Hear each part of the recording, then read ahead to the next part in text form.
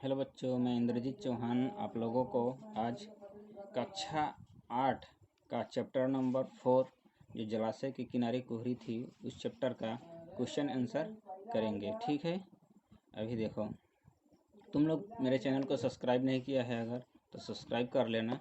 ठीक है, अभी क्वेश्चन नंबर 1, कविता को ध्यान से पढ़ो और उसमें चित्रित जलाशय का सौंदर्य का वर्णन करो। उत्तर दिया है, मतलब क्या है, कविता को पढ़ो और उसमें जो जलाशय के किनारे का आसपास का जो माहौल है उसको वर्णन करना है। ठीक है, तो उत्तर में दिया है, ऋतु परिवर्तन से मानव और प्रकृति के हर चीज़ों पर प्रभाव पड़ता है, उसी तरह जलाशयों पर भी प्रभाव पड़ता है। मतलब दिया है कि जब ऋतु परिवर्तन होता है तो उसमें मानव से लेकर प्राकृतिक पर हर एक चीज़ पर प्रभाव पड़ता है। ऋतु परिवर्तन का जो ठंडा से गर्मी आता है व गर्मी से ठंडा होता है तो जब उस पर प्रभाव पड़ता है, ठीक वही दिया है। उसके बाद कुहरी के कारण जलाशय के किनारे घना अंधकार छा गया था। आम की डाली पानी पर आकर अंधकार का डेरा बना दिया था। हरे नीले पत्ते से सारे जलाशय के सौंदर्य बदल गए थे। ताड़ और नारियल के पेड़ भी जुगनू के साथ क्रम से क्रम हिल कर जलाशय के सुनसान किनारों को गहन बना दिया था। आकाश के हृदय में तारे चमकने लगे। ठीक है, समझ में आया कि नहीं? जो ये है इस कविता में क्या दिया है, जलाशय के किनारे जो जब कोहरा हुआ तो कैसा ये हुआ ना, उसी के बारे में दिया गया है। अब है क्वेश्चन नंबर 2, जलाशय के किनारे कुहरी थी, कविता का भावार्थ अपने शब्द में लिखा। जो जलाशय के किनारे जो कुहरी कविता है उस कविता का सारांश भाव मूल अपने भाषा में व अपने शब्दों में लिखना है। ठीक है, उत्तर दिया है, कवि निराला जी ने जलाशय के किनारे कुहरी थी शीर्षक कविता में ऋतु परिवर्तन होने वाली प्रकृति का एक चित्र अंकन किया है। इस कविता को किसने लिखा है? कवि निराला जी ने इस कविता को लिखे हैं और उन्होंने जो ऋतु परिवर्तन हुआ है ऋतु परिवर्तन के ऊपर कविता लिखे हैं। और कवि सूर्यकांत त्रिपाठी निराला जी हैं जो एक प्राकृतिक कवि हैं। उन्होंने हमेशा प्रकृति के ऊपर ही कविता लिखते हैं। ठीक है, यहाँ से देखो उत्तर, जीव जंतु से लेकर मनुष्य तक सबके ऊपर ऋतु परिवर्तन का असर हमेशा पड़ता है। जब ऋतु परिवर्तन होता है, जब ठंडा से गर्मी आता है व जब गर्मी से जब ठंडा आता है, परिवर्तन होता है तो सभी के ऊपर प्रभाव पड़ता है कि जो मानव को ज्वर बुखार सर्दी आदि होता है, उसी तरह ये हमारे वृक्ष हैं, जो पेड़ पौधे हैं, उस पर भी प्रभाव पड़ता है। ठीक है, शीत ऋतु में भी ऐसा एक असर पड़ता है। जलाशय पर जब कुहरी आ जाता है तो उसके किनारे अंधकार सा छा जाता है। पेड़ों की ओटों में छिपकर पपीहा गाना गाने लगती है। मलय फूलों की खुशबू फैलाने लगती है। ताड़ नारियल के पेड़ क्रम से हिलने लगते हैं। ठीक है,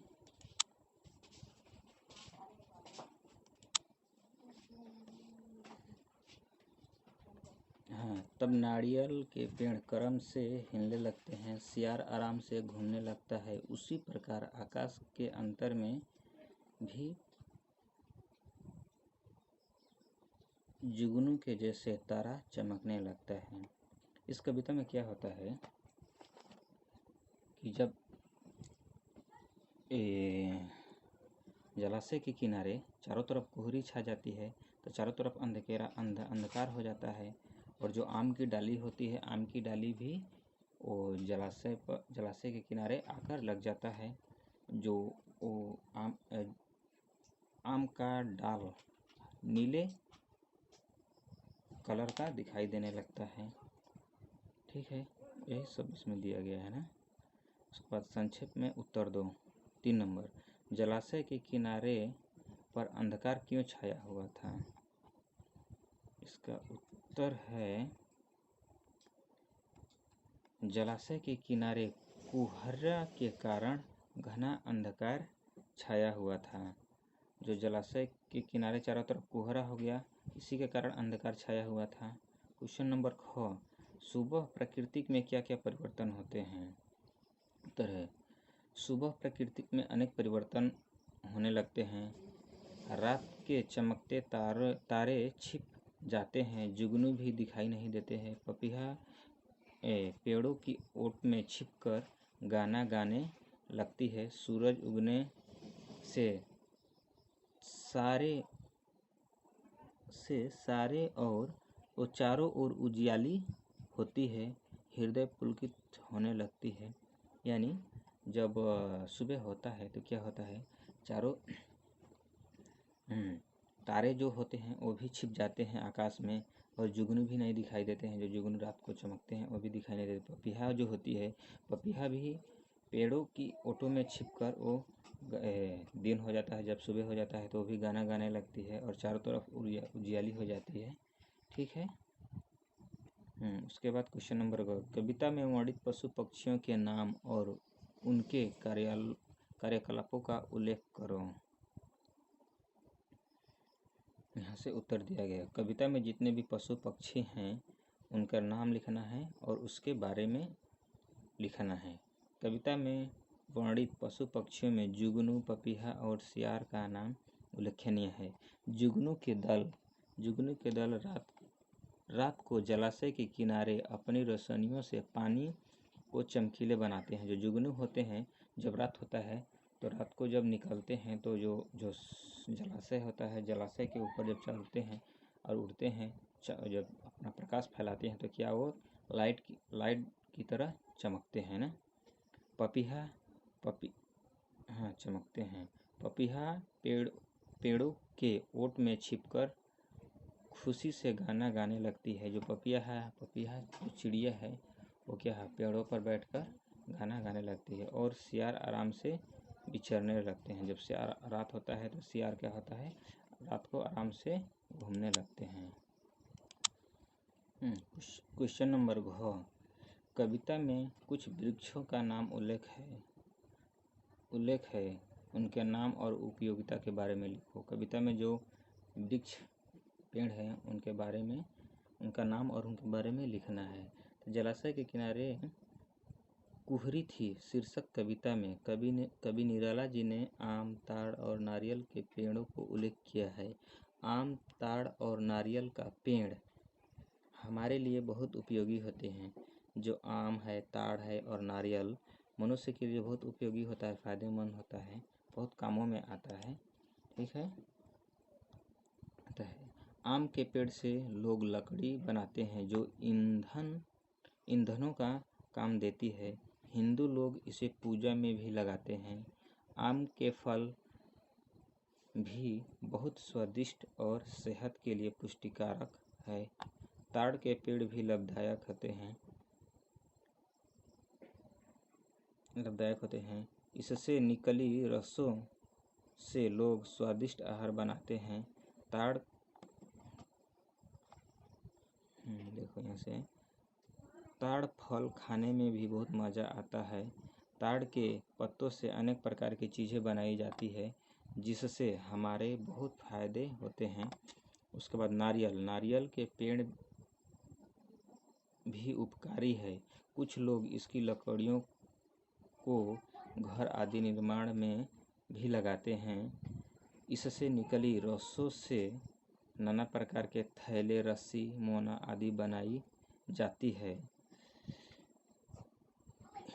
इनके फल हमारे लिए बहुत पुष्टिकारक हैं।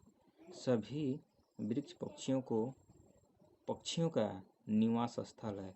यानी जो सभी वृक्ष हैं, जितने भी वृक्ष हैं, सभी पक्षियों का निवास स्थल, मतलब पक्षी अपना घर बनाकर पेड़ पर रहते हैं। ठीक है।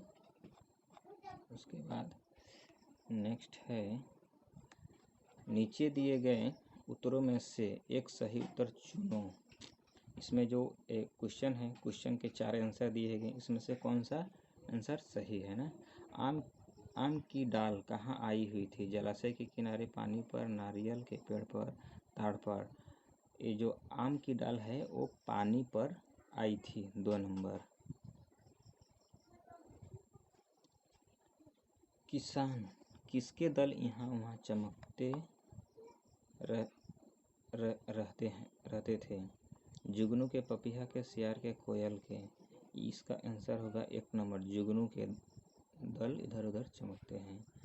उसके बाद क्वेश्चन नंबर ग, लहरें कहाँ उठ रही थी? नदी में, जलाशय में, आकाश में, सागर में। लहरें कहाँ उठ रही थी? जलाशय में, 2 नंबर।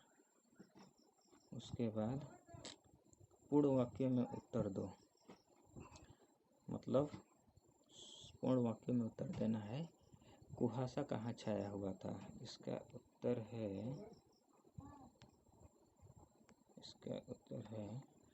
है कुहासा जलाशय के किनारे छाया हुआ था। जो जलाशय था, उसी के किनारे छाया था। जलाशय मीन्स ये पोखरी था। क्वेश्चन नंबर का, हवा में किसकी सुगंध मिली हुई थी? उत्तर है हवा में वन की सुगंध मिली हुई थी। वन मीन्स जंगल की सुगंध मिली हुई थी। पेड़ों की ओट में छिपकर कौन गाना गा रहा था?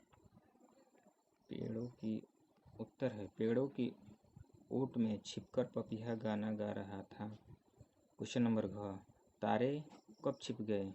सुबह होने पर तारे छिप गए। क्वेश्चन नंबर अंग, तारे कहाँ चमकने लगे? तारे अंतर में चमकने लगे, आकाश के अंतर में चमकने लगे। ठीक है, यहाँ से यही इतना ही था जो जलाशय के किनारे कोहरी थी, उसका क्वेश्चन आंसर। ठीक है।